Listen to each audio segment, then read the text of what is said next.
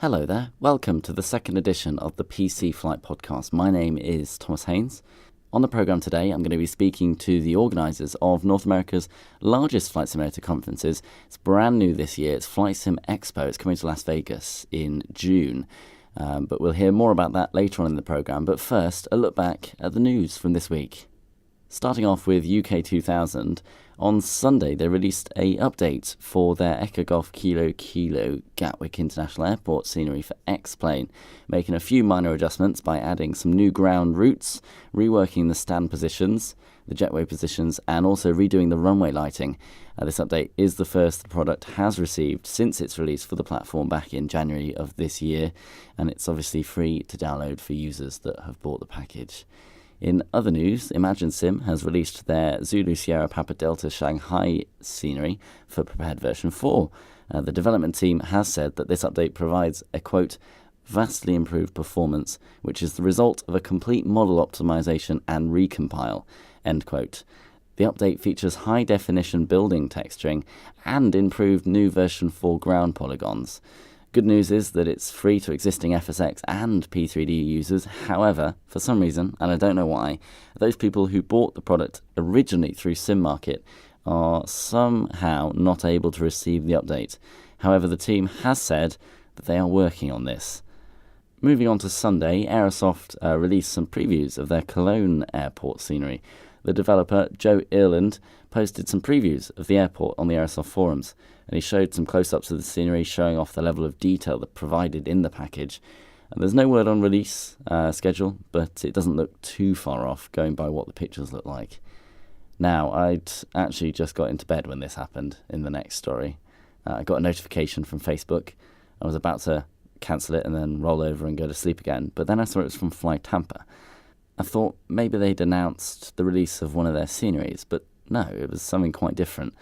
FlyTampa is making the move into the world of X-Plane, and they announced this by posting a screenshot of what is most definitely an X-Plane platform with a rather strange caption, which read, "Pigs might fly after all." When they do make the move, they'll join the likes of Orbx, who recently released their first X-Plane scenery from Meigs Field. It should be exciting, and I can't wait to see what they produce. It'll be very good. Sticking with the world of X-Plane, of course, on Tuesday, Carenado announced the release of their Cessna Turbo 210 Centurion 2. That's a mouthful, isn't it? The Cessna Turbo 210 Centurion 2 aircraft for X-Plane. Because of the changes that X-Plane 11 has brought, it's not compatible with version 10, sadly, but the aircraft is only available for the platform. It features a state-of-the-art, configurable, FPS-friendly logic system and has physically based rendering materials and textures throughout the aircraft. And it's available, of course, from the Carenado online store for $29.95. Now, the next story features just Drzewiecki design, maybe?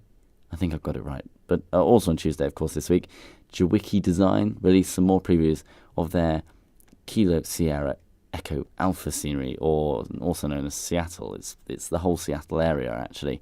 Now, the project itself was announced almost exactly a year ago, and the development team appear to have finished the work on the city, and have now turned their attention to the two airports included in the package, which is, of course, Seattle-Tacoma Airport and Boeing Field, or SeaTac, as Seattle-Tacoma is known.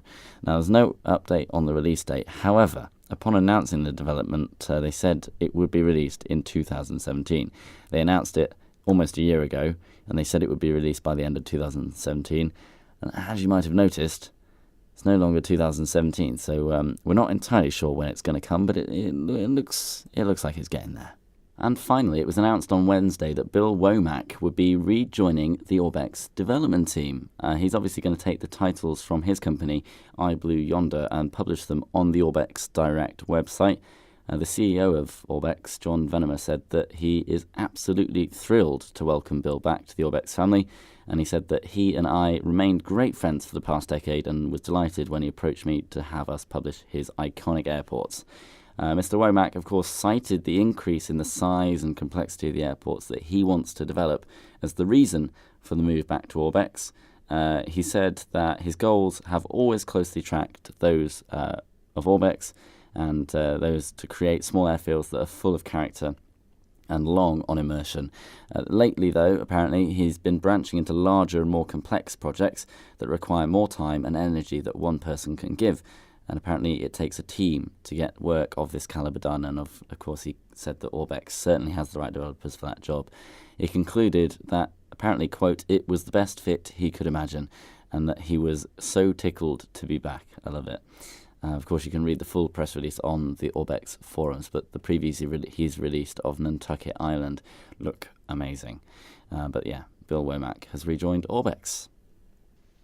So, the special guest this week on the programme, it's Evan Reiter from FlightSimExpo, the co-founder of FlightSimExpo.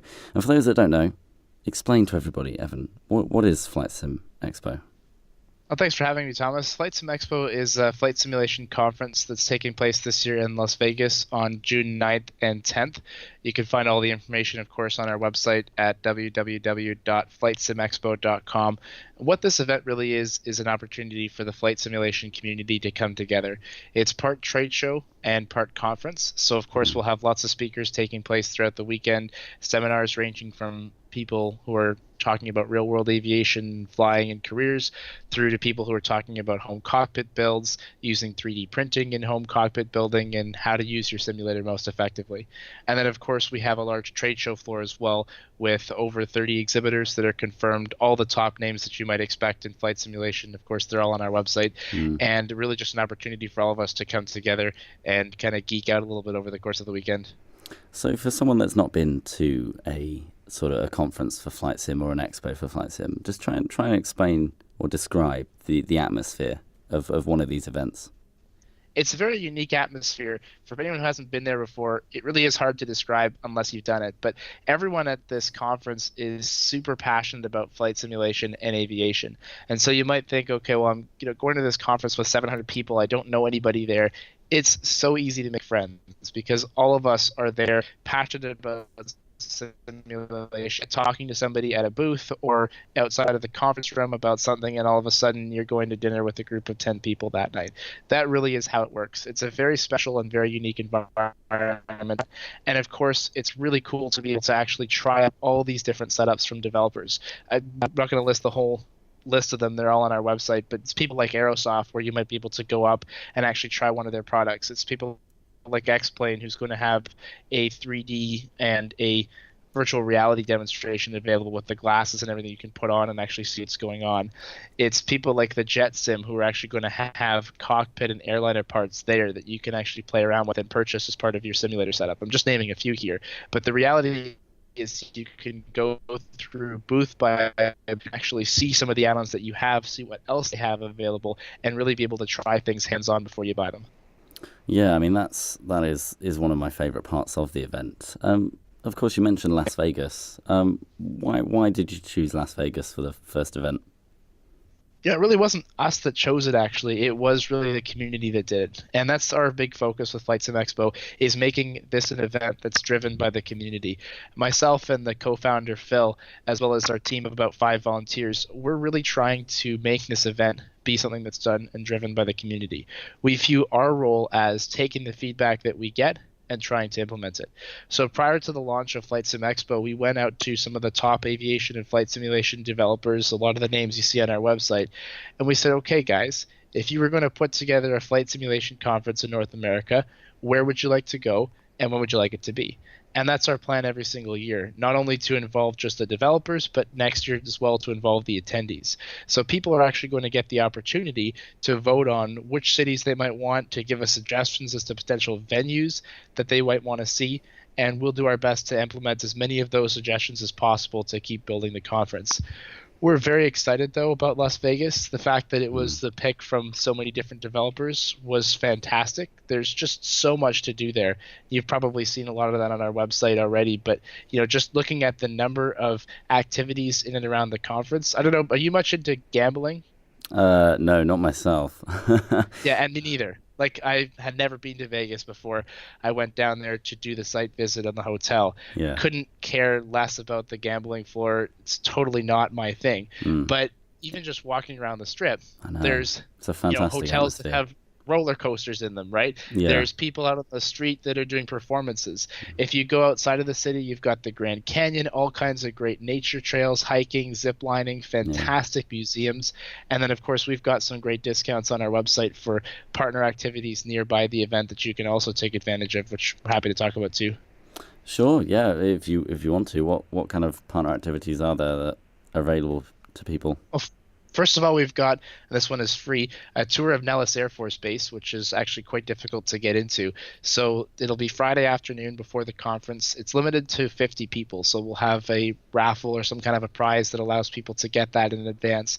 But that's going to happen just before the conference, give people a chance to see one of the largest U.S. Air Force bases in the world, home of the fighter pilot, and a whole bunch of other interesting things that'll happen as part of that tour. And then, of course, we've got discounts available on a number of other things that anyone can take advantage of. So if people are interested in a helicopter tour of the area, we've got a discount available. So for less than $100, you can get a helicopter tour of the Strip at night, which is really neat. We've got, just announced yesterday, discount available at a company called Vegas Indoor Skydiving, where you can actually go up in one of those wind tunnel things and get the sensation of skydiving. So that's just $50 to do. And then also a little bit more on the pricey side, but a great discount, I think over $250 off, if people wanted to actually fly a real 737 NG full motion simulator. That's something that we've been able to get a discount on as well nearby the Strip. Again, it's a little bit on the pricier side, but we're saving people over $250 for an hour in that sim. And of course, it can be shared amongst people. You can go with a group, that kind of thing too. So we're really working hard to try to come up with as many ideas and creative ideas as possible for people, because a lot of people, probably like yourself, coming from Europe or coming from far away, to just go to the conference for 2 days, it's certainly going to be an action-filled 2 days, but you might want to say, well, what else can I do nearby? This way, if you're bringing family, you're bringing friends, it's so easy for you to go to the conference and a spouse to go and, down to the casino or go and take advantage of the shopping. There's a beautiful spot. And go one of the best pools on the Strip. There's just so much going on there. I know lots of people who are coming for the conference but staying for another few days before and after. Yeah, it's funny because I went to Vegas in January last year, but for CES, so the Consumer Electronics Show. However, in January it was absolutely freezing, and of course the weather in June is a lot better in Vegas than it is in January. I can't wait. It's going to be so much warmer than it was last time I went. But of course, what bit of the show are you looking forward to the most? Is there a single thing that you're looking forward to the most? It's hard to pick one, I think, but probably for me, it's going to be just looking out at that exhibitor floor for the first time on Saturday morning and seeing, we're probably almost up to about 40 exhibitors now with all the stuff that they bring, the monitors, the setups, the virtual reality gear. I think just stepping out on that floor on Saturday morning and looking at it all, for me, being someone who's been part of creating this and working for trying to make it all, put it all together, I think that'll probably be a highlight. For the attendees, I mean, there's just so many great seminars going on. I think those are probably some things people are looking forward to. You've got so many personalities, including a whole bunch of the Twitch streamers that you might recognize, a CFI Jason Miller, who people will probably recognize from some online success. You've got Captain John Cox from the television program Mayday or Air Crash Investigations. Oh, I love those. Some home cockpit builders. Yeah, like it's just really neat. I mean, I was on the phone. Have you seen John Cox in one of the Mayday episodes? Oh yeah. He's there all the time. So I sent him an email, and a few minutes later, I'm on the phone, and I'm like, wow, I'm on the phone with John Cox. Like, he's just exactly what you see on Mayday is what he's like. That same personality, the way that he talks, his inflection is really, really cool. So he's going to be there talking about the career as well as talking a little bit about the show, what it's like, what they do well, what they maybe could do better with, and I'm paraphrasing his words because he didn't quite say it that way. Yeah, no, it sounds awesome. So of course, I'd imagine there's been a lot of work that's gone into this, but just what work has gone in to get this thing off the ground? It's interesting. A lot of people, I don't know if you've ever actually started a business, but just the amount of hoops you have to jump through to start a business, from incorporating to registering with all the different jurisdictions. There's really a lot of effort that goes into that. So that was probably a good month or two at the very beginning.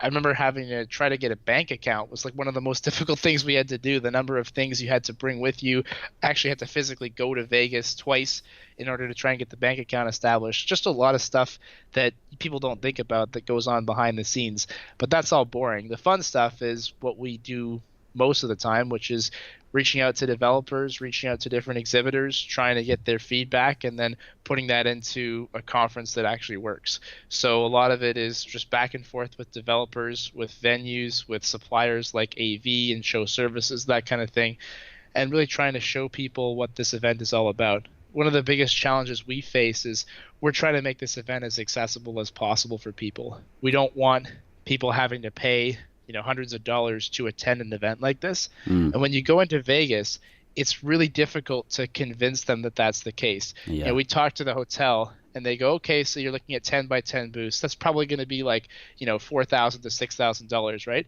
And I'm like, nope, it's going to be $400. Yeah. And they're like, what? We charge $400 for a chair. Yeah, I bet they do. Yeah. I'm not even kidding you. Yeah.